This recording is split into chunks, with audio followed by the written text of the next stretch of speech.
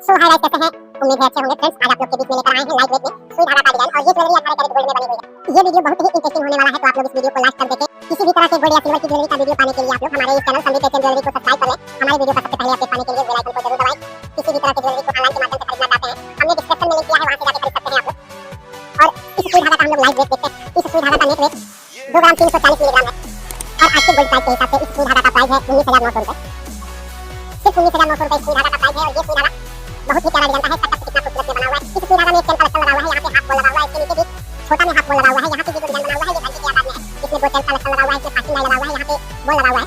और इसका जो शेप है ये इंग्लिश शेप है, यहाँ पे हॉलमार्क का मोहर लगा हुआ है। ये सुई धागा हमेशा पहनने के लिए, किसी को गिफ्ट देने के लिए बहुत ही सुंदर है, और बिल्कुल ही यह आपके बजट में है। मात्र 19,900 रुपए इसका प्राइस है। एक डिजाइन ये देख सकते हैं आप लोग, ये भी सुई धागा बहुत ही प्यारा डिजाइन का है। इस सुई धागा का नेट वेट 1 ग्राम 710 मिलीग्राम। इस सुई धागा का प्राइस है 14,500 रुपए, सिर्फ 14,500 रुपए इसका प्राइस है। और इसका ये जो टक्स बना हुआ है ये स्टार के आकार में है। इसका जो टक्स बना हुआ है ये तिकोना डिजाइन में है, इससे कितना खूबसूरत सिलाई किया गया है, इसमें चेन कलेक्शन लगा हुआ है।